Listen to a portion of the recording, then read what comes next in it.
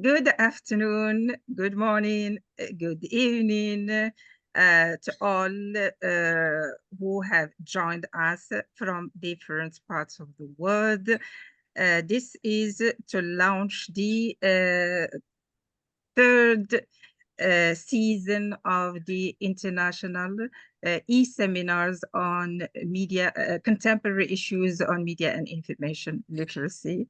I'm happy and glad to have with me today distinguished scholars and book authors. We will discuss today the book by two distinguished authors, Dr. Manisha and Dr. Kiran, and we have with us Dr. Nikos to discuss with us the book. Let me, this book discussion takes place in the framework of worldwide celebration of the UNESCO Global Media and Information Literacy Week, and we are glad to be always joining UNESCO and participating in many ways to make media and information literacy accessible and empowering to all. I will just share the screen to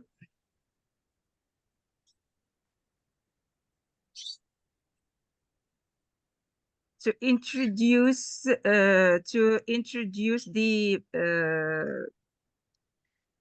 the participants.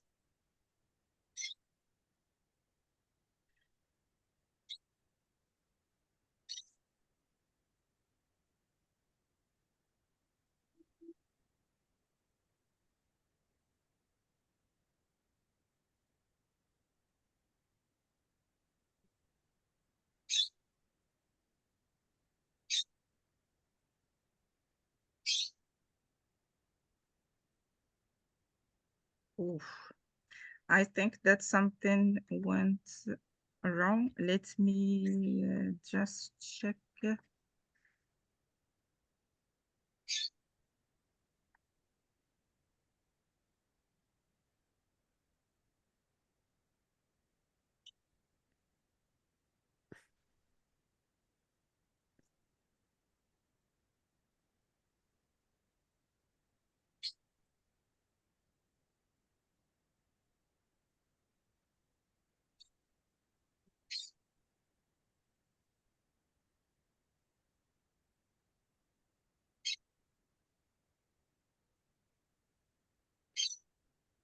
Can you see this? Is it shared my screen? Yes. Yes. Yes. So this is it. It is the book Generation Z Digital Media and Transcultural Lives. This is a book discussion in the framework of the international e-seminars on media and information literacy. This is the book by the authors Dr. Kiran Vinod Bhatia and Dr. Professor Manisha Pathak-Shelat. Let me introduce the authors. Book author, Professor Manisha Pathak-Shelat. She is a professor of communication and digital platforms and strategies. She is the co-chair of the Center for Development Management and Communication, and she is the editor of the Journal of Creative Communications, which is a sage journal at MICA in India. She is a holder of a PhD in mass communication with a minor in gender and women's studies. Professor Manisha believes in scholarship that is socially engaged, accessible, and global in scope. She has taught and worked as a media consultant and researcher in India, Thailand, and her research interests are media and information literacy, young people's media cultures, communication for social change, new media, and transcultural citizenship. She has shared her research globally as a speaker and through her books, journal papers, book chapters, etc. And she has been awarded many fellowships, including the Soviet Land Nehru Chassis Hindu Research Award, the Salzburg. The list is is very long. The second author is Dr. Kiran Vinod Bhatia. Normally, she should have been present with us. It is a pity that she couldn't join us because of a flight delay at the last minute. So Dr. Kiran Vinod Bhatia is a digital anthropologist and media educator from the Utrecht University in the Netherlands. Dr. Kiran is a digital anthropologist working at the intersection of marginalization and digital media. Her research examines the role of digital media technology, states and corporations in sustaining the marginalization of vulnerable and low-income communities in global South countries. So her research is focused on global South, and she is interested in understanding how young people from lower income contexts in the global South ascribe meaning to digital technologies. She also studies the interlinkages between digital technologies, policies, protests, cultures, and social media and movements. And she has over 8 years of field experience as a media educator in the US and India and Sudan. We are happy to have with us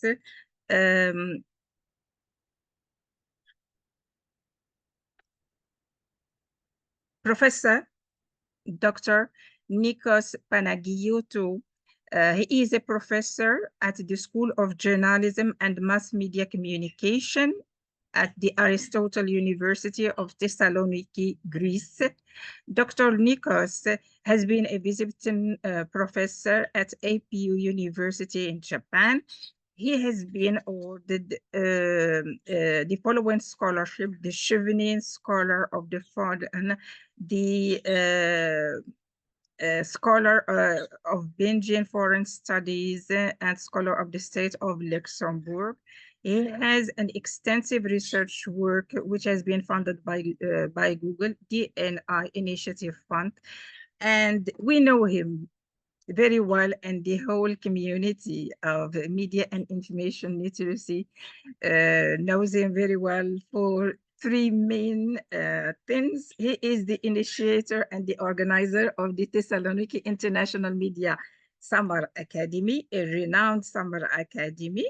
He is also the president of the Digital Communications Network, which is known as DCN Global, very active in the field of media and information literacy. And he is the director of the Peace Journalism Lab at the Aristotle University of Thessaloniki in Greece, and he oversees the International Center for the Safety of Journalists and Media Professionals. He is also a scientific advisor to the Center for Foreign Policy Planning and the Greek Ministry of Foreign Affairs. Now, this is the cover page of the book that we will be discussing today: Generation Z, Digital Media and Transcultural Lives. From the perspective, maybe I forgot to introduce myself. I will go to myself. So I am the Professor Dricia Schwitz, Program Director and Moderator. I have a PhD in Linguistics and Communication from Sorbonne University, Paris 3, France. As a linguist and communication scholar, I bring in the linguistic and communication perspective to the media and information literacy. Actually, I am a full professor of comparative linguistics, communication, and media studies at Moulay Ismail University of Meknes in Morocco. I was a former consultant to UNESCO in linguistics and communication. I'm a founding member of the UNESCO United Nations Alliance of Civilization UNITWIN Cooperation Program, University Network on Media Information Literacy and Intercultural Dialogue. And I'm founding member of MEDEA, Mediterranean Europe and Africa, working on how to use communication to improve their lives and have an impact in the Mediterranean region. Actually, I'm the director and the host of the series International E-Seminars on Contemporary Issues in Media and Information Literacy. Amazing to state that this series, now we reached the third season of this series, but this series was initiated in 2021 during the pandemic. And during the lockdown, we did not have any other way to communicate and to contribute expertise and knowledge. And I, as many other scholars, without having any knowledge about all this, how to use technology and how to use, and I found myself learning by doing, and this is one of the big opportunities that was open to us during the pandemic, and this series of international e-seminars is still living and producing, and I think that the COVID-19 has changed the way we think and with the way we educate. And it is something very great to have this ability and opportunity to combine both in-person and online activities. I have 10 years experience in diplomacy and international relations, and over 20 years teaching media information literacy and media linguistics. And I have a big number of publications and invited talks, both as a linguist and as international media and information literacy expert. So this is why when I started commenting on the title of the book, I realized that I did not introduce myself, because from the linguistic perspective, when I read the book, when Manisha invited me to have this talk, I'm grateful to her. Generation Z, Digital Media and Transcultural Lives. You have a Generation Z, so this is the beginning of 2000. From that on until this very specific audience, which was brought with the online and the offline mingled, and sometimes it is difficult for them to make the balance and to see what is online and what is real life. Digital media and transcultural lives. Transcultural, that was something when I read transcultural. What is this transcultural? We are used to either cross-cultural or intercultural. Manisha is a member of the University Network on Media and Information Literacy and Intercultural Dialogue. And you see, we have intercultural dialogue. We opt for intercultural literacy. Intercultural, what is the difference between cross-cultural and intercultural? Cross-cultural, you are dealing with different cultures, but there is no interaction. Maybe there is no interest, there is no involvement. But when you use the word inter, this means that there is an interaction. This means that there is an interest. This means that there is an involvement. Now, Manisha today will enlighten us on this new term. I think this is something new that has emerged in the 1990s, beginning of the 21st century. Transcultural. We have trans. This means that it goes beyond the cross-cultural, and it goes beyond the intercultural. Trans are beyond in which way? Is it in the positive? Is it in the negative? Is it in the neutral? How do these young people manage to deal with all these cultures, the online, the beyond frontiers, within frontiers, and all these things? And what was amazing for me in the title also is At Home in the World. At home in the world. There is no punctuation after at home, no comma, no colon, and there is no linking word, not at home and in the world. This is stunning. It does mean that when they are at home, they are in the world, and vice versa. So these are very complex relationships, and this is echoed in the word lives.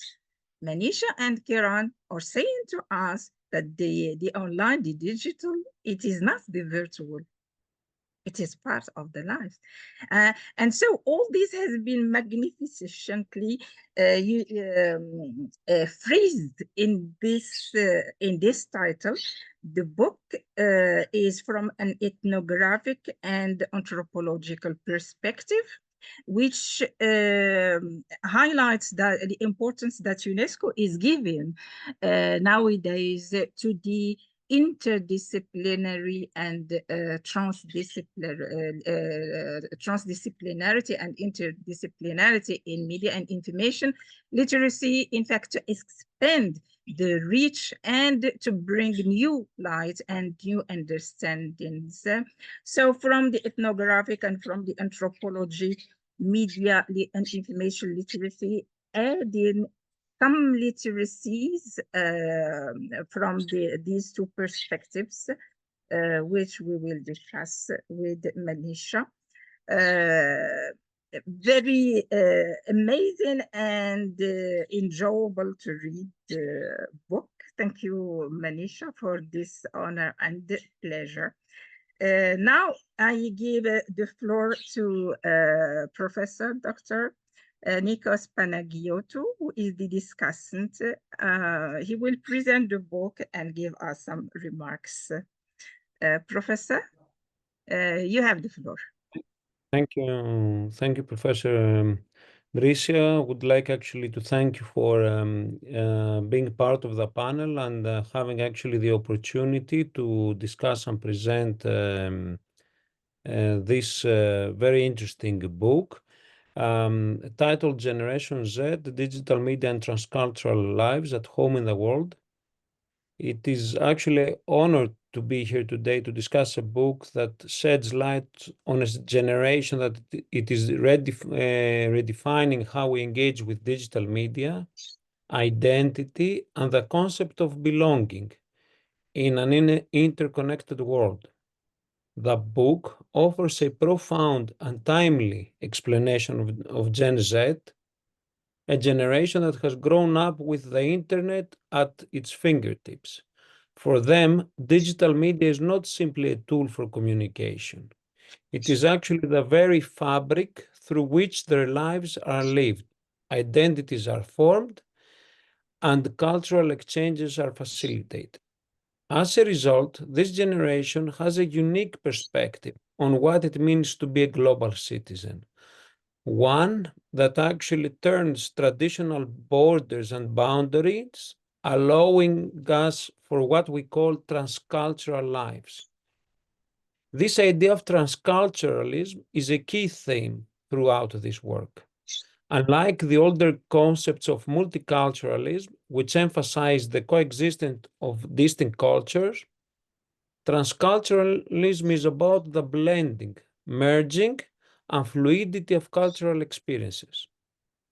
Gen Z thanks to their digital engagement, has access to an unprecedented array of cultural influences. They are constantly engaging with people, ideas, and practices from diverse backgrounds. These fluid interactions allow them to adopt, adapt, and influence multiple cultures simultaneously. One of the book's most compelling insight is how Gen Z has harnessed digital media as a tool for self-expression, activism, and social change. Platforms such as Instagram, TikTok, YouTube, and Twitter are not merely spaces for entertainment, but arenas where young people engage in critical conversations about identity, politics, and social justice. For many in Gen Z, their digital presence is an extension of their personal and social values, whether that's through participating in global movements, advocating for climate change, or raising awareness about mental health. These platforms offer spaces where diverse voices are amplified and where identity is continuously negotiated and reshaped.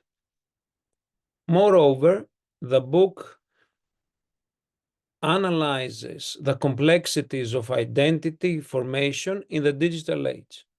It explores how young people navigate questions of who they are in relation to others as they move between different online communities and across cultural contexts. The digital world allows them to experiment with different aspects of their identity, be it gender, sexuality, ethnicity, or nationality. But this fluidity also raises important questions about authenticity, representation, and the potential pressures of constantly curating one's image online. The tension between the freedom to express oneself and the expectations set by digital audiences is a key dynamic that the authors explore in depth. Another significant theme of the book is the concept of belonging. Gen Z transcultural lives challenge traditional notions of belonging tied to physical geography, nation states, or ethnic groups. Instead, belonging is increasingly about shared experiences and values that are cultivated through digital interactions. For many young people today, their strongest sense of community derives from the city or country they live in, but from the online networks and global communities that align with their interests, passions, or beliefs. In this way, the digital world offers a new form of home, a place where Gen Z feels a sense of belonging and identity, no matter where they are physically located. Finally, the book speaks to the profound role that education, educators, parents, and policymakers have in understanding and supporting this generation. As Gen Z continues to navigate a world marked by rapid technological change and global uncertainty, it is crucial to understand how digital media shapes their experiences and how transculturalism is redefining our collective future. The book encourages us to reflect on how we can better support young people as they grow into adulthood in a world that is more interconnected and more complex than ever before. Today, as we will discuss and analyze these themes, I ask you to consider how digital media is transforming not just Gen Z, but our society at large. This book is not only about understanding Gen Z, but it is understanding the future. A future where digital media connects us in ways we have never imagined, where culture and experience are fluid, and where the concept of home is increasingly global. Thank you very much for being part of the panel and having the opportunity to discuss and present a very interesting book. Congratulations to the authors. Thank you. Thank you very much, Professor Nikos, for your enlightening. Yes, you have raised so many important issues that we'll discuss with Manisha later on. Now, with no delay, I give the floor to Dr. Manisha Pathak-Shelat. Manisha, the floor is yours. Thank you very much, Tricia. And Tricia, I have not forgotten that, during the pandemic, you also launched another book that Kiran and I had written, Raising the Humanist. So thank you very much for always supporting our scholarly endeavors and the wonderful work that you are doing for the global media and information literacy community. I'm a very proud member of this global community because I think we all believe and we have this hope that communication can still be a very powerful force, and media and information literacy, again, a really powerful approach which can help us create a better world. So thank you very much for this. And thank you, Nikos, for being here today and supporting our work. And I know that you also are doing great work in peace education through DCN Global and other platforms. And so I'm immensely grateful and proud to be part of this global community. I would like to talk a little bit about the book now before we go to the questions. So I'll share a presentation.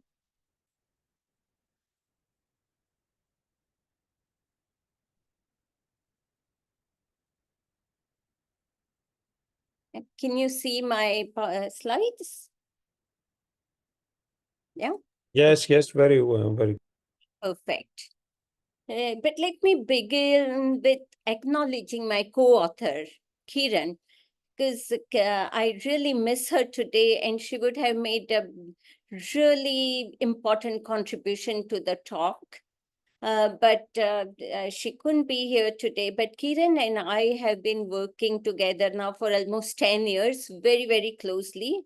We have done ethnographies together, fieldwork together, wrestled with ideas, and we have published a lot together. So she has been my partner in this journey for a very long time. So Kiran, thank you for being there with me in the journey, and I really miss you today.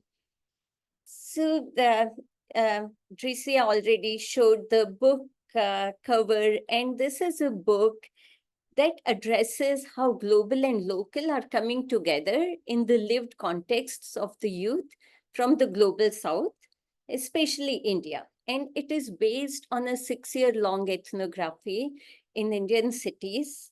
And through the book, we want to again recenter the debate that was started more than 4 decades back by the McBride Commission report, Many Voices, One World, because now the situation of the world has changed. And so we are taking into account the promises and disappointment, both of globalization and digitization. And it is in this context that we have situated the book. Basically, we want to capture the changing techno-social context of the young people in the global south, because we observe that, not many scholars have done bottom-up work, bringing insights from the ground and from the point of view of these young people themselves. So that is what we wanted to do in the book. And theoretically, we do this by offering a framework called the Quotidian Playful Resilience Framework, which basically talks about, 3 forces or 3 things that, the negotiation happens between. So on one side, there is a potential of digital technologies to bring global cultural flows to people all over the world. On the other side, there is young people's motivation to localize this digital global engagement. And then now, with more and more digital tools available to these young people, there is also this aspiration to mediate their own local realities, selected aspects of this local realities to the global audiences. So the book is placed at the intersections of these three things. And we have concluded the book, with again reminded us that yes, the global imbalance maybe has diminished a little, and young people from the global south have started participating in the global cultural flows. But let's not, it would be too quick to completely celebrate this moment, because there are still imbalances and there is a lot that we need to do for these young people. And that's why we end the book with a call to many different stakeholders, like the governments, the parents, teachers, educators, who all can really be good allies to these young people, and then we can help them live the life that they aspire to live. So that's how we end the book. Let me quickly just talk about our approach. So some time back, we were talking to some scholars, and they were like that, why do you even want to do ethnography anymore? It's the time of big data analysis, it's time of large data sets and powerful computational quantitative methods. I mean, why do you want to still stick to this really, really old-fashioned method of ethnography? And we have a reason for that. Because, I mean, we both started our scholarly journey as scholars in media and information literacy, but gradually, as we got more insights, we broadened our quest to the larger realm of digital cultures, right?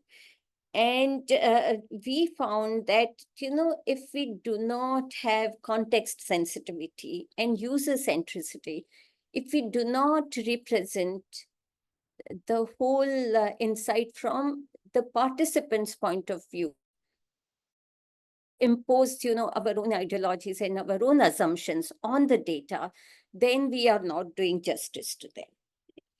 And then we also realize that till you take your time, really immerse yourself, hang out with people, you lose a lot of nuances.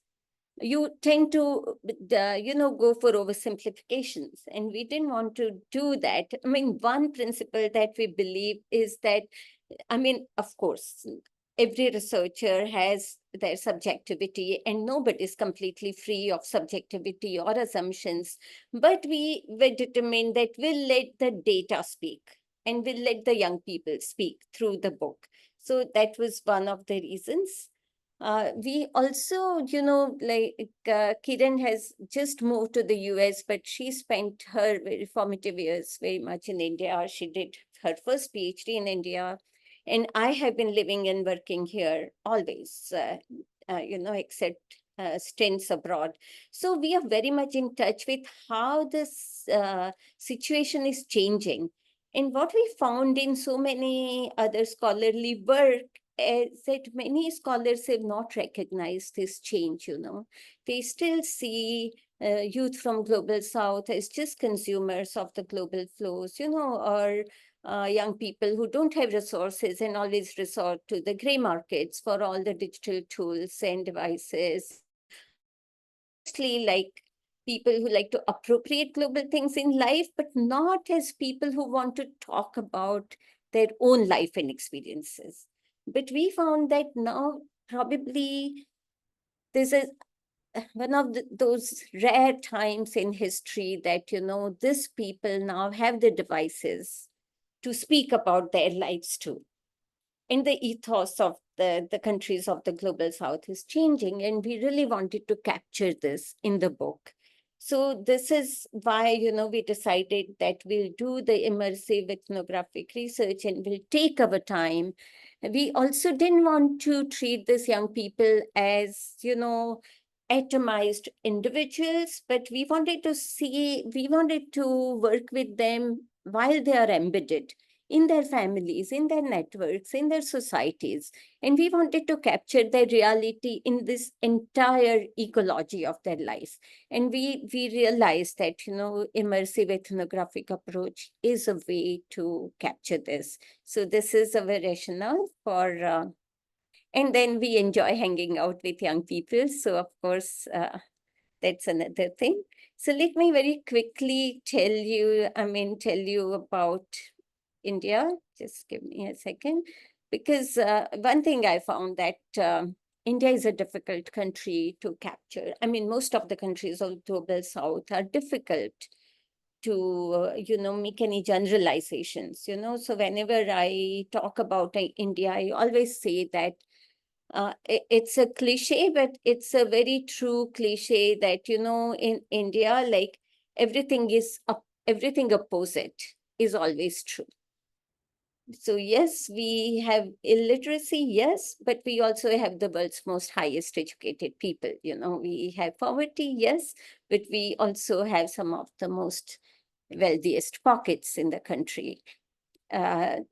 People are struggling in their daily lives for certain things, yes, but there is also a very rich culture of resilience. So we decided that, we should bring out this very cultural complexity of India.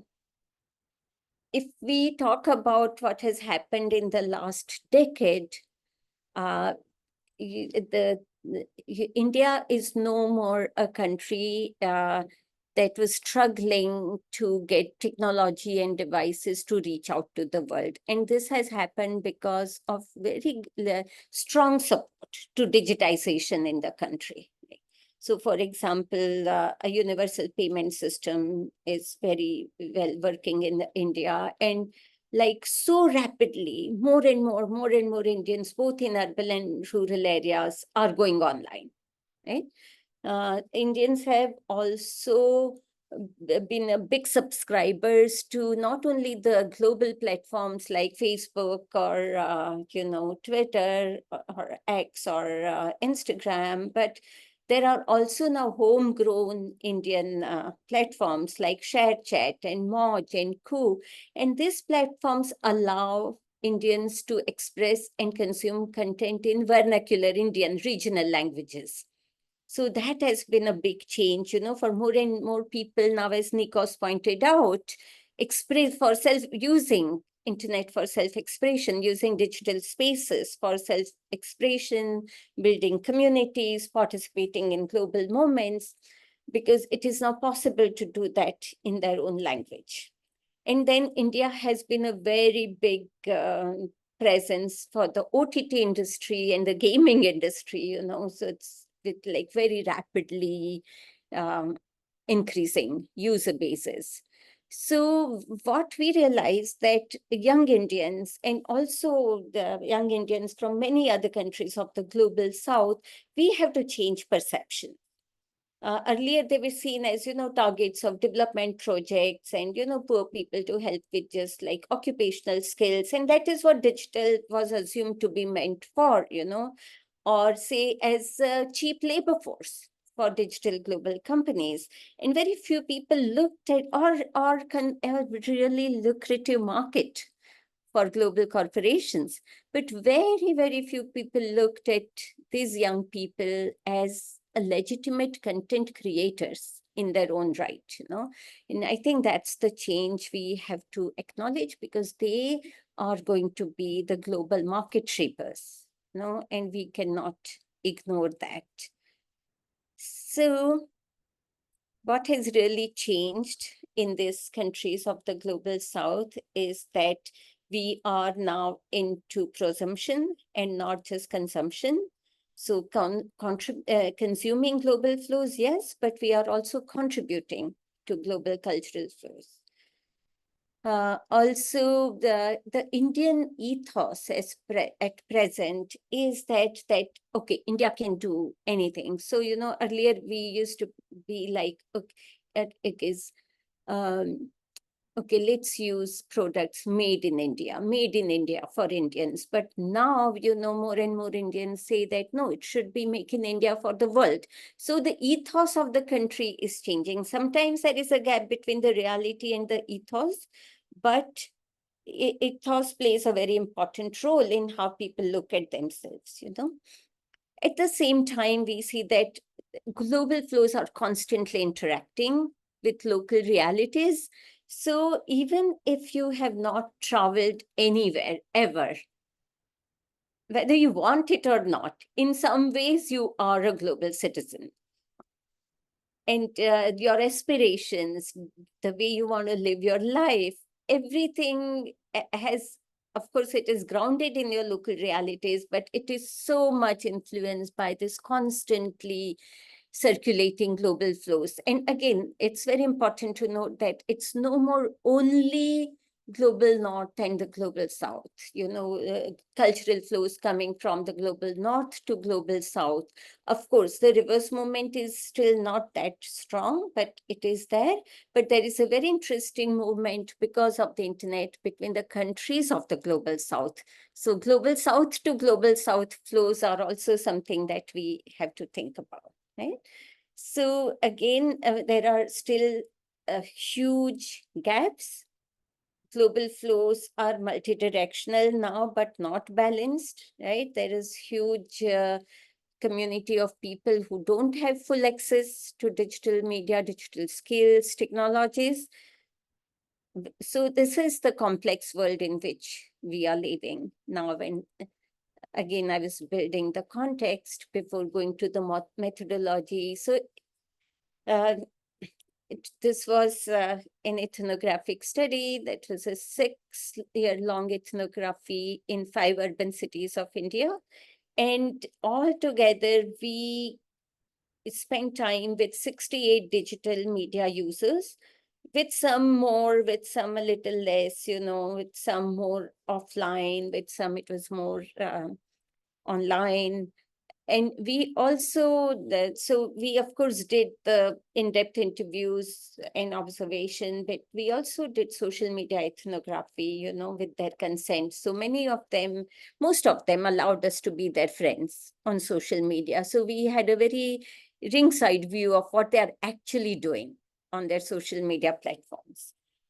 We visited their homes. So Kiran is much younger. So it's most of the time that she would be hanging out with these young people. My role came in more handy when mothers had to be convinced that the study is not going to bring any harm to their children. So over cups of tea, I had convinced many mothers that, we mean well and they can safely, let us talk to their children. So I'll now quickly go to the framework and summarize the framework for you so that we have more time for questions later. So this is a framework of quotidian playful resilience. And through this, we understand the negotiation that young people engage in for inhabiting multiple words simultaneously. So when Tricia and Nikos, you both said that this is exactly what we meant, that at the same time, you inhabit multiple locations, right?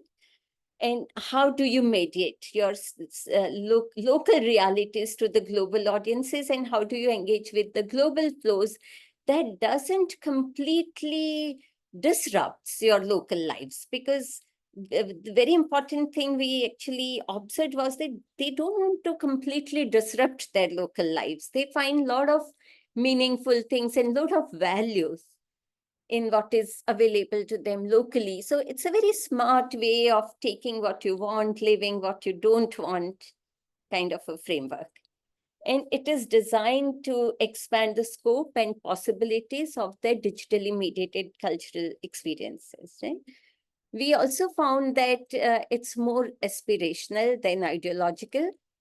So this resilience, young people engage in this kind of resilience for more personal aspirational ways and not, There are few activist young people that we met, but otherwise it's more like a personalized resilience.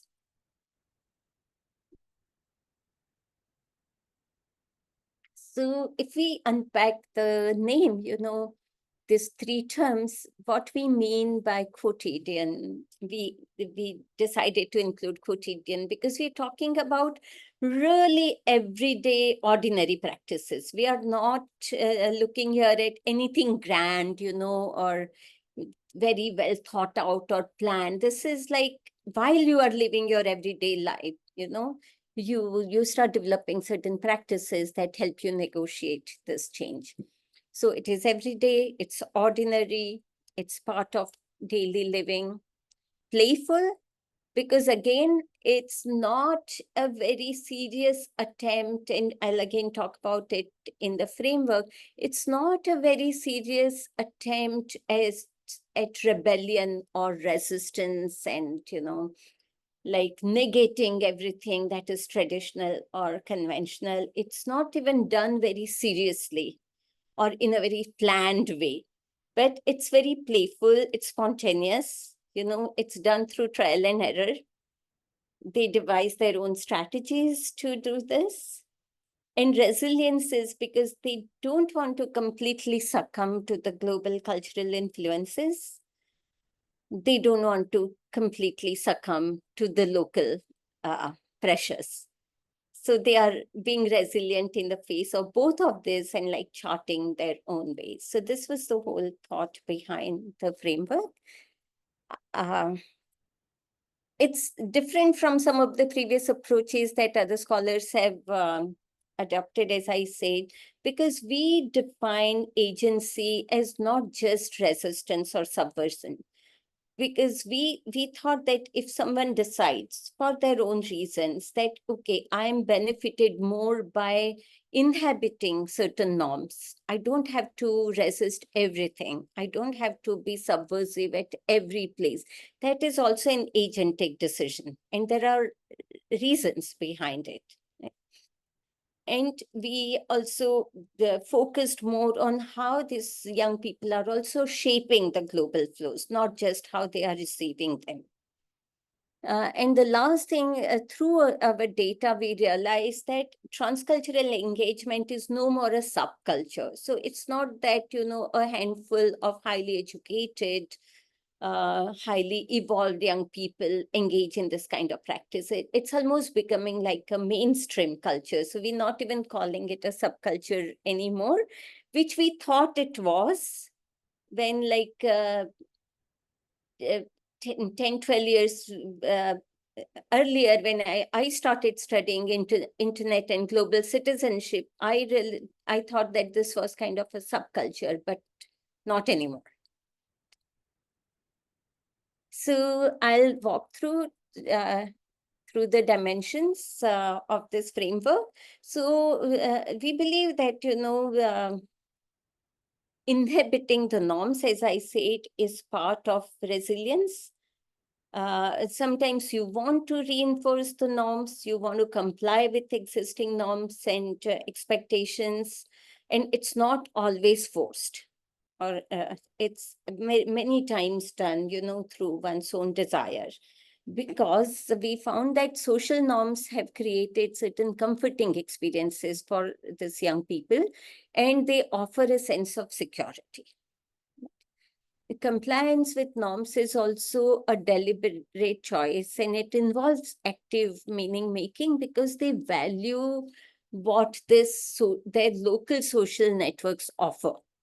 So they very selectively would choose certain things, So we had, let me just give you this example.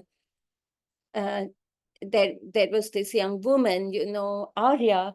She deliberately said that she would take everything from their global networks when it came to the skills in design that she was really interested in, like what are the current trends. But when it came to emotional social support, she turned back to her local networks, So that was something important. And as I earlier said, the space of resilience was somewhere between subversion and compliance.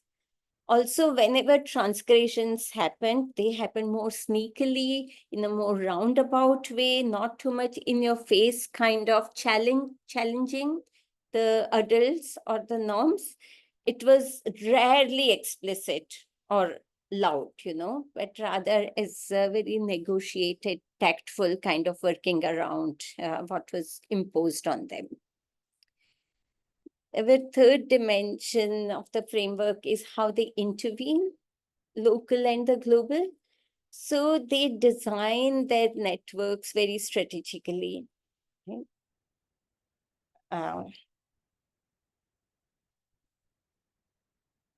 We found very profoundly obvious in the some of the activists that were engaged in the Me Too and climate change movements, because they exactly knew what their global communities are for and what they can receive from the global communities. But they also realized that, some of the global arguments would not work in their local situations. So their negotiations involved choosing different experiences and identities that align with their aspirations and evolving values. So they had the strategies to bring both local and global experiences together in their activist work. And in the book, we talk about it at length as how they globalize local movements and how they localize global movements. So Me Too was beautifully localized. Some of the local climate change issues have been globalized and shared with the global communities. They also materialized their global and local interconnections. So they very carefully cultivated relationships, networks, identities, resources. We have cases of DIY designers, who have gained a lot from global communities in their design work. We had a case of a girl who was so impressed with what she saw in the Big Bang Theory that, her ultimate goal became that, no, I want to go to Berkeley to study science. So she had two aspirations: go to Berkeley and study science, and second, live like how they lived in France with her community of friends. So many of the global forces shape, young people's aspirations, and they find the ways then to materialize, this aspiration in their local lives. And I don't say that their perception of global is always realistic. Sometimes it's too rosy. Sometimes it has come from very limited sources, like, as I told you, from a show, right? An entertainment show. We also had a young guy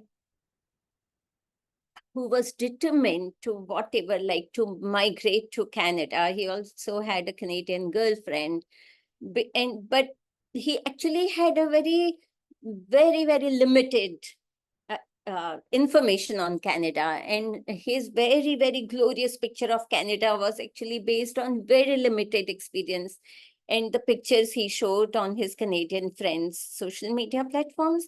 So it's not always realistic, but somehow, when they have these aspirations, they find ways through their global networks that, okay, how do I fulfill these aspirations now? How do I live the kind of life I want? Most of them personalize cultural experiences and don't buy them wholeheartedly. So there is a constant customizing of and meaning making of everything that comes to them from global. So just a minute.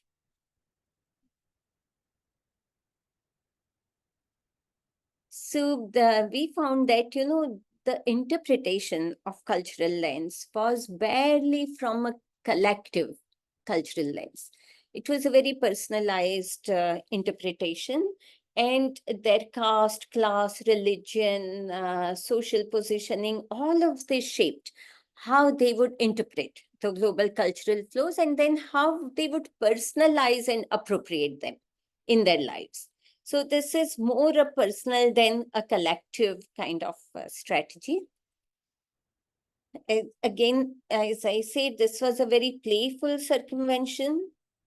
They did not want to introduce deep systemic changes. It was like, I want this now. How do I get this? So they created small moments of friction for personal desires and goals. And it often didn't really lead to very long-term changes in their existing conditions. You know, they were more small moments, transient, and there was many a time there was no ideological imperative, but it was more like, this is my aspiration. So there, for example, there we met many young people who were ardent K-pop fans, you know. And for some time in their life, they idolized the K-pop scene and wanted to live like that. So they brought all these changes in their life, in their food, in the kind of products they consume, the way they dress. And then after a while, it changed. So it's not that these are permanent changes or any permanent, you know, deep changes they are making to the system. So we have to remember that. We also had this young boy, Lalit, you know, who loved dressing up in colorful clothes. But he was very, very careful that nobody should question his sexuality because of the kind of clothes he likes to wear. So he was constantly trying to walk this tightrope about how he wanted to be perceived. Like, I wanted to be perceived as this and not this. I wanted to be perceived as this in my global networks, but I wanted to be perceived as this in my local networks. So this was all this constant playful negotiations taking place. And finally, they were very, very careful how they positioned them in the global spaces, what backgrounds to keep in the pictures, where to keep the pictures, who should they be seen with in the pictures, you know, what should you filter in, what should you filter out, how much of your local reality you should show, to what purpose, what you should not show, right? Also, like what is okay to show on Facebook, but what is not okay to show on LinkedIn. So the narratives that they crafted were strategic. It wasn't that, you know, you would just do anything, because they wanted to get something out of it too. So as content producers, they were constantly, and Kiran and I with two of our students have just like yesterday published a paper in Media, Culture and Society. And this is what we talk about, that how global content creators from the global South countries, how they do this constant, again, maneuvering between what the digital platforms impose on them through their affordances and through the system, and how they use their vernacular creativity and cultural brokering to find ways to work around this, right? So it's mostly working around a lot of things that we find. And none of this is, of course, taught in schools. So this is mostly DIY learning. Again, some of people who are seriously pursuing this had their global communities where they kept pace with new technologies, new software, new apps, how it was done, what they were very, very aware of what is the global trend, what is not in fashion anymore. So like that should not become part of their posting. So their authoring of narratives were strategic. And then we end the book by again reminding people that, yes, they are doing all these things, but they struggle. There are challenges, you know, and every young people, not just from the global South, but even young people from the global North, those who are also privileged, can do with a lot of inputs in multiliteracies. So multiliteracies is not a word that we have actually coined ourselves. This was an old word, but it was used for education when, you know, teachers and scholars realized that young people's lives have changed. And so literacy has to bring in everything that they are doing at that moment. So taking off from there, we believe that media and information literacy is, of course, very important. That includes ethics, skills, values, safety, voice. But along with that, you need 4 other types of literacies, everyone. So critical literacy, right? Without critical thinking, examining representations, this remains like a superficial exercise. Also historical literacies, because a lot of young people from global south and global north are not much aware of the, what was the histories of conflict, the histories of colonization that has shaped the power imbalance. So I think that literacy is important for both geopolitical literacy, again, like what are the current global power dynamics? What is neocolonization? How are the corporates dominating the scene, the communication scene? So that literacy, of course, at that level, but elements of these are very important. And then cultural literacy, so questioning ethnocentrism, essentialism, hegemony, appropriation. These are all very important things that we should weave in to education, whether formal or non-formal or whatever spaces we find. And then we end the book with a call to multiple stakeholders, that is the government, the corporations, the civil society, the educators. Just remind them that we are responsible for the lives that these young people are leading. And let's do our best. They will do what they have to do. But that doesn't mean that they don't need our support. So with supportive other stakeholders, they can really reach their aspirations.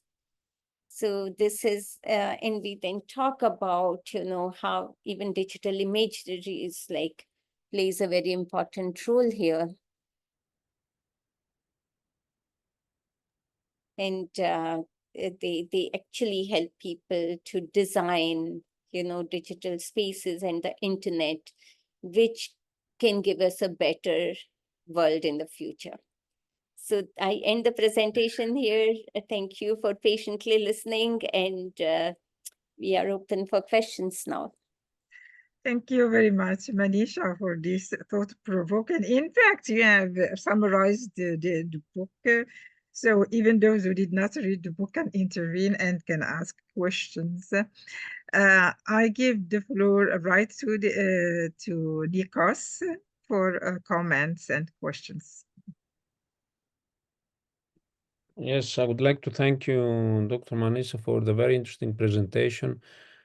My first question, in order to open up the floor, what do you think should be the key points of media literacy interventions regarding Gen Z? Thank you. So as I said, yes, I wanted to have Yashida the same question. Those 65 interviews you had, or 68? 68. See, 68 throughout 6 years. It's a very long period, which had required time consuming and patience and all these things. Did you check their media and information literacy or literacies, or you just focused on their how they interact with digital media at the local and at the global level? Because this is the end of the book, is the most important. You see, it opens up new horizons, and it gives us this wider view of media and information literacy. And you see, with the question asked by Nikos, I would like to know whether these young people, they have at least an idea about critical thinking, about what is media literacy, what is information literacy, how to evaluate online sources. Thank you. not really literacy, because of course they acquire it on their own, by being on the internet through trial and error. There are now some schools in India that actually have formally introduced media and information literacy as a formal curriculum, but those are few. And, there is so much pressure in the Indian education system. So a lot of things happen in the more urban, elite, wealthier pockets, this kind of subjects in the school. But the mainstream, the education is more centered about your formal curriculum, right? Or academic subjects.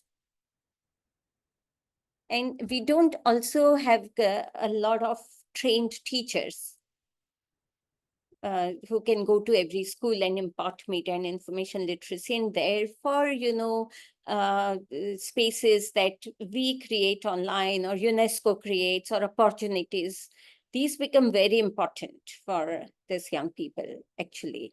So we didn't start the study with the focus on media and information literacy, but being so grounded in that area, as we were going towards the end, we realized that how much what we are seeing means for us as a media and information literacy practitioners, to change the way we are working with young people. Because see, these days I see often so many initiatives that only focus on how do you deal with, say, misinformation or fact-checking.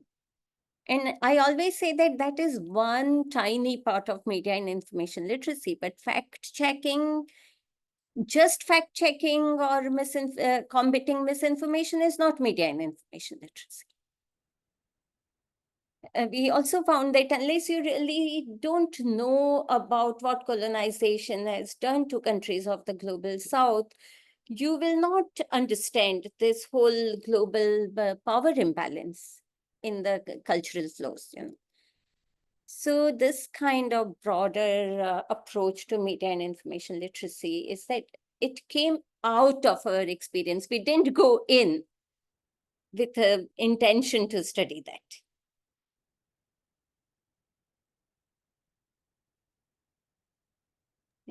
Nikos? Yes, I have posted a question regarding that identity seems to be more fluid and complex for Gen Z, especially as they navigate different online spaces. How do you think that digital platforms contribute both in freedom and pressures of identity formation for this generation? Yeah, you're very right, because we see both kinds of things happening. It had a liberating influence also, because we met some young women who were just very suffocated in their very highly patriarchal family systems, They found almost a parallel life online, in online communities, to be free from those oppressing practices and just be what they wanted to be. At the same time, there were young people, whose material conditions didn't support certain lifestyle, certain like material acquisitions, but like they felt really, really deprived, that unless like we can buy this or use this gadget or, be seen as hanging out in this kind of places, there's something wrong with our lives. So those pressures are also very much there, like how do you appear? So we found that their online identities in most cases were more aspirational than what their real, what they were living. Thank you. And that also, Nicholas, very interestingly, they decided. So we also found some young people, who were part of say, oppressed communities. And these were activists fighting for social justice. These young people wanted to show solidarity with other members of those communities. So they really showcased that, look, I also come from poor neighborhood. This is my living condition. But some people had very different aspirations. You know, they were not happy with their middle class or lower middle class relatives, their relatives who didn't speak English fluently or dressed in a certain way. They were very strategic, like they would take pictures only when they go to a mall, you know, or stand in front of somebody else's car and take a selfie. So again, you know, what part of your identity you want to showcase also varied from person to person. Thank you. As digital media facilitates transcultural exchanges, do you think that it also risks eroding local cultures and identities?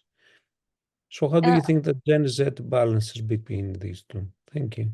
so it is eroding certain parts, but it's not like what was feared, you know, that the global forces would like just erase everything that is local. So we found a lot of like a very third kind of, you know, culture imaging, taking a part of this, a part of that. They would also be that, oh, like this is an Indian festival, I should dress like this, I should eat like this. But when I'm in this kind of spaces, I should appear more global, I should be eating that kind of food. So they take what they want from local, and a lot of it they retain. Also, they are so attached to their local networks in India, especially in these young people I see.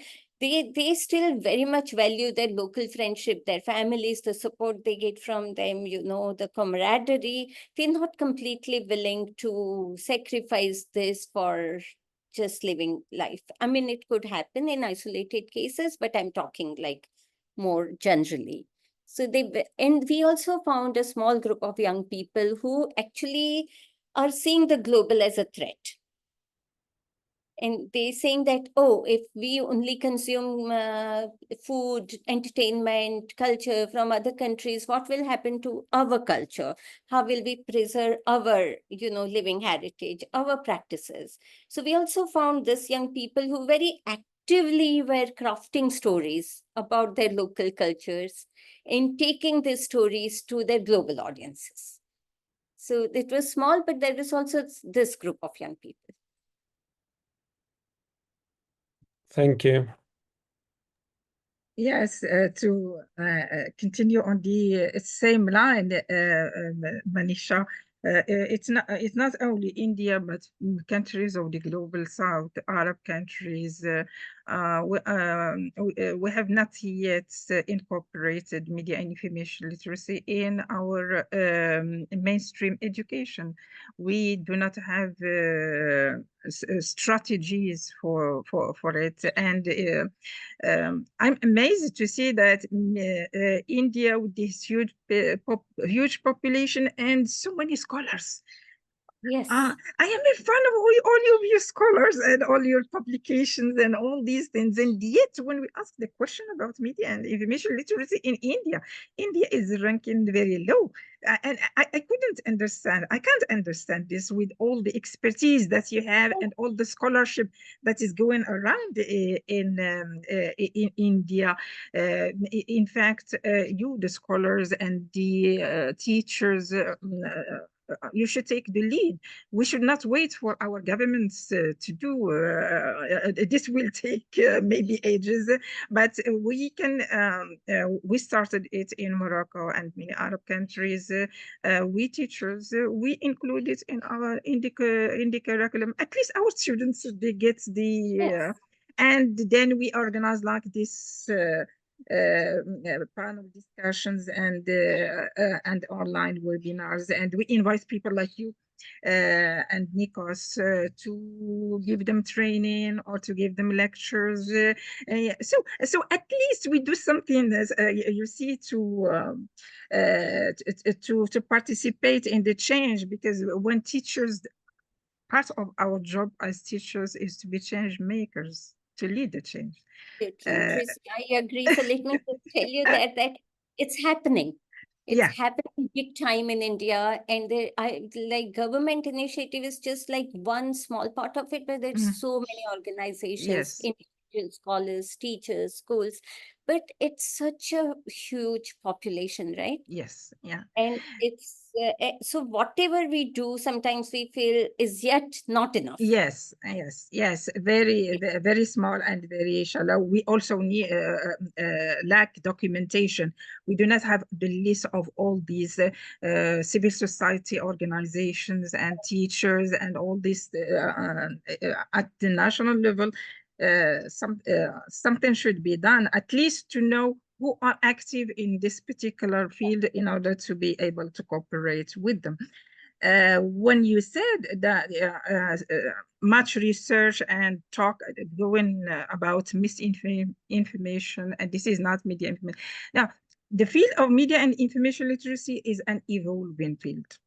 I am a founding member of the UNESCO University Network. In 11 and 12, there was no talk about misinformation and disinformation.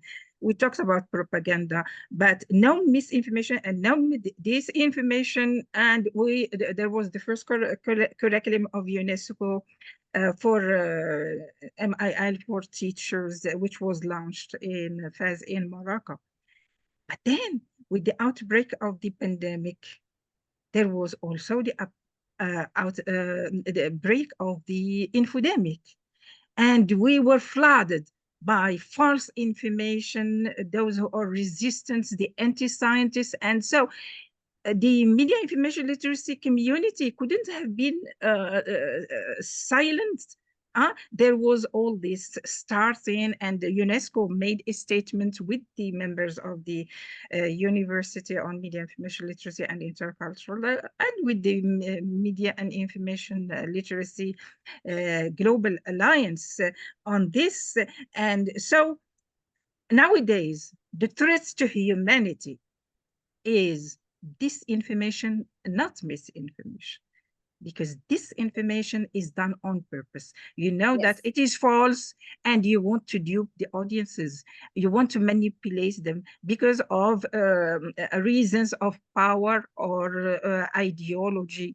But misinformation, it is done, you see, accidentally. You do not know that it is wrong, it is false, and you circulate it, and then if you happen to know that the information is not correct, then you will correct it and let the audience know. But both of them are harmful because both of them circulate false information. So personally, I see that the fight now, it is a fight against disinformation, because disinformation which heightens hate speech, wars, against all culture of peace, against love, against friendship, against coexistence. So at the center of all now, we should all collaborate to fight disinformation, and as a basic necessity and MLA urgency for our time and what comes next. For your the theory, that the approach that you apply, quotidian playful resilience. Yes. So you explain the playful. It is not taught. It is how it comes every day, and but then doesn't it go against the even key principles of media information literacy? What is this part of think before sharing, think critically, click wisely, the playfulness? I would have maybe this is an idea for another theory. That you can invent to make it both playful and rewarding and thought-provoking to combine, because this is what is it? Yeah, you see, either we think about critical thinking, or we think about emotions, or we think about playfulness, but it is, in fact, it should be all. It should be enjoyable, Yeah. But at the And same time, I see a lot of the things that happen online is for pleasure. We yeah, shouldn't forget it. yeah, yes, it is for pleasure, but we should, as educators, we should inculcate, you see, to get pleasure from high quality, to get pleasure from while being responsible, and to use them wisely, to get at the same time the pleasure plus intellectual comment dire, récompense, to be awarded intellectually. Because when you said that they do not want to impose it now, but we see that there are many of them who products they consume, they impose to their parents, we want it now. They want expensive kinds of dress. They want expensive kind of the material. They do not take into consideration because they see that this is the trend, this is the tendency. We are faced with, before we were faced with information poor and information rich. Now we are faced with information poor and information rich, plus digital poor and digital rich. We have these inequalities. In your book, you highlighted the power, how they negotiate the power relations. I would like you to say something. And in your presentation, you also evoked the solidarity relations, which is very important too, because we cannot talk about power without talking about solidarity. One issue in solidarity, you mentioned that now they can use the language, their local languages. This is power. Yes. When yes. you have the capacity, language is power and empowering. And as Nico said, it gives voice to the voiceless. It makes them communities of identity and belonging. Sometimes because of issues of language, there were people resisting, and the people, they got even independence from countries because of questions of language. So when this digital, what Nico said at the beginning, it is a new hope. Because it gives a space for self-expression, and it gives new creativity, new presentations, and representations. And in your book, you talk also about all these kinds of proximities: cultural proximity, ideological proximity, linguistic proximity, that makes the bounds between these young people stronger. Because when you belong to the same linguistic community and you speak a particular, suppose, minority language, yes, you form an identity and a group of your belonging, but at the same time, you exclude all those who do not speak that language. So it is, you see, so complex. We live in a so complex world, so complex relationships. Are we in the hegemony of cultures? Are we in the local cultures? How do they negotiate all these things to come up with what we call, we cannot be happy in life if we do not have this kind of inner balance. Can you please talk to us about all these strategies that you talked in the book about how do they negotiate all these things to be happy and to keep what they want to keep? Thank you. Yeah, I would also want to link this to what you talked about, misinformation and disinformation. So I strongly believe that media and information literacy has to respond to what is happening in the world, right? So if there is an urgent demand to address something, we should stand up and address this. My argument is that just not limit our work to that. Because as you said, I firmly also believe that we don't want to go back to the inoculation phase of media and information literacy, that let's save them from everything, ban everything, you know, and just like teach media and information literacy as a self-protection kind of a thing. I want to go beyond that and make it a real tool of participation. So for me, media and information literacy should apart from all of this, yes, combating disinformation, very important, but we have to empower young people to be able to participate in the global public sphere, ethically, safely, right, with voice. And that is how I see the goal of media and information literacy. And, not just out of fear, but I want to come from hope and not just fear. So this is how I look at it. And what you said about solidarity is absolutely very right. And we found so many young people, who have found this solidarity beyond their geographic boundaries. And the work that they are doing for their communities locally could not have happened without this global solidarities that they have found online. Right?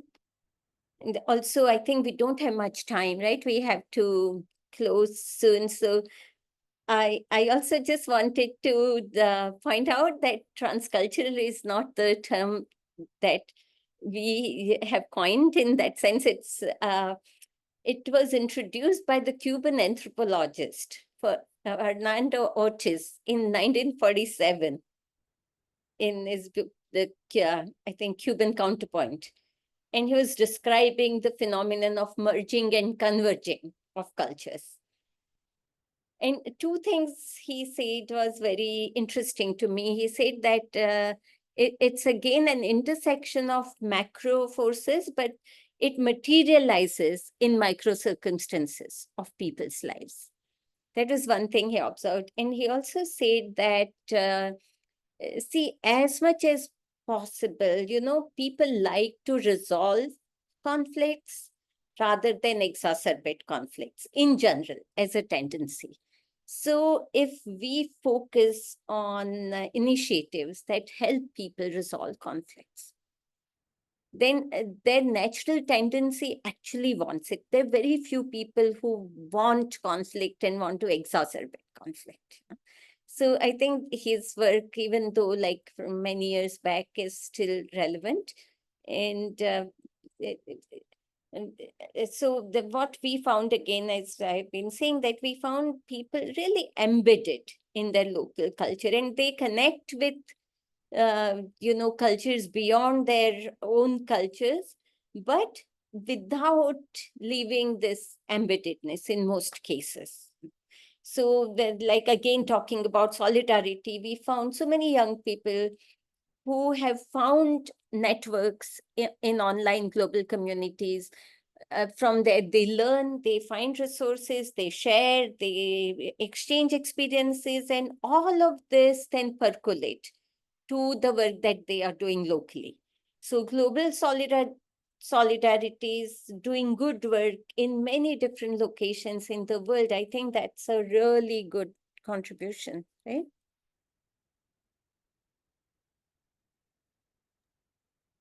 We have some questions from the audience.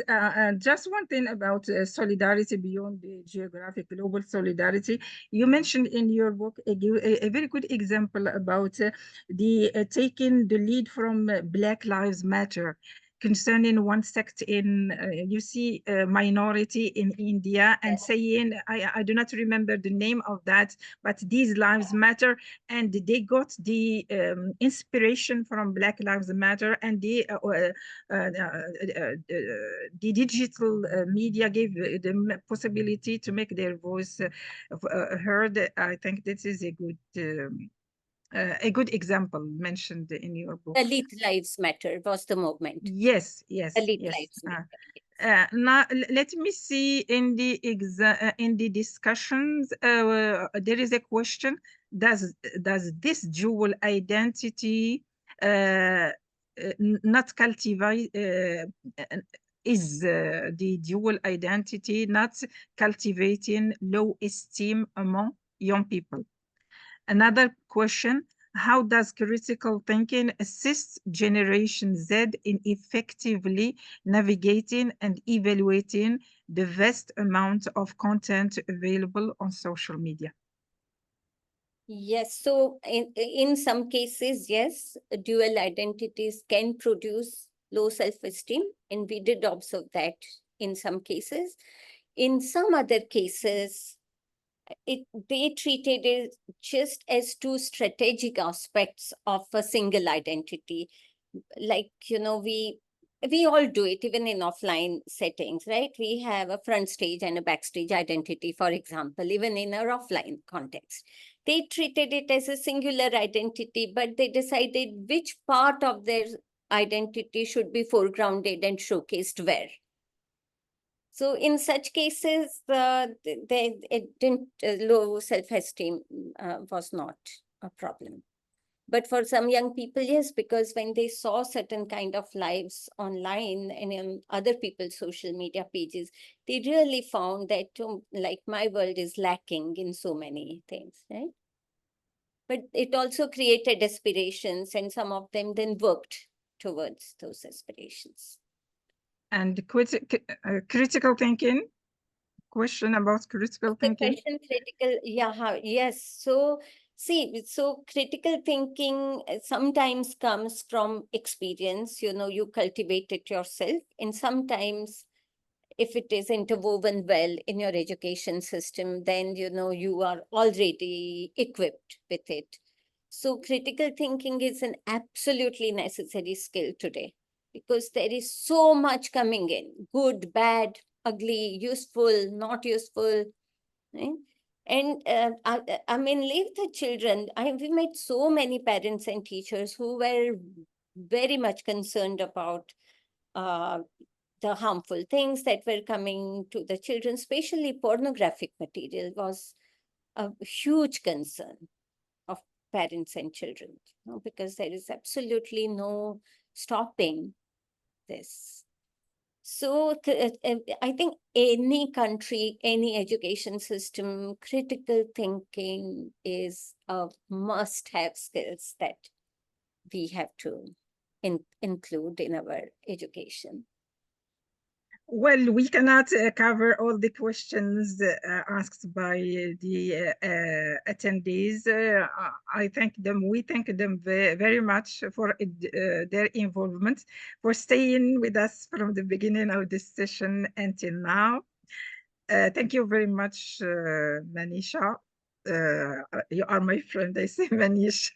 Dr. Manisha, for this wonderful discussion. It has opened up new horizons for us and for the audience. Nikos, are you there?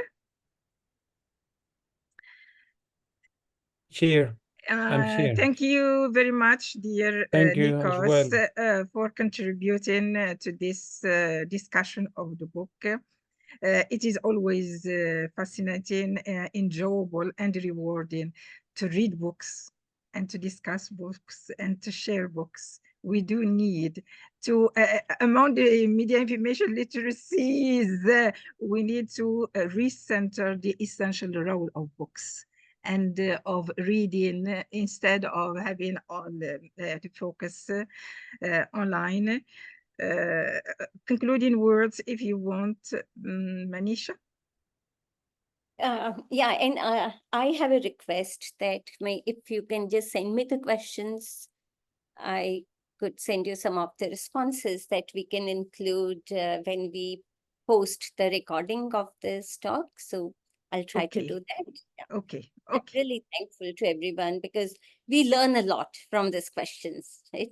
Yeah. So, yeah.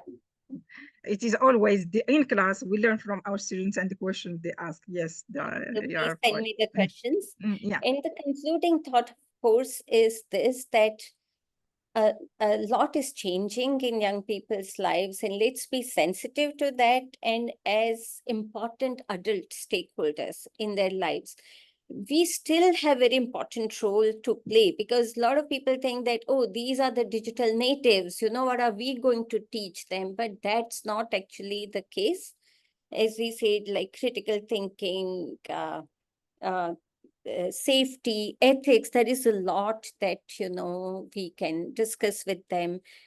So let's keep doing that. And the young people, of course, they do their best on their own. But let's keep extending the kind of support they need for us, because they will shape the kind of world they want. But if we don't support them in, shaping that kind of world, then naturally they cannot do that. So I again appeal to the global media and information literacy community that we have a huge role to play here. And let's not stop the good work that we are all doing. Thank you. Nikos? I would like actually to thank Professor Drisha for inviting me to be part of this panel, and also Professor Manisha for giving us the opportunity to discuss and present a very thorough work and very interesting.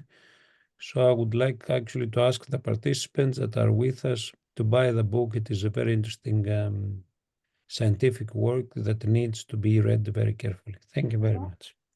Thank you, Nikos. Thank you, Manisha. It's my great pleasure always to discuss with you and to participate with you.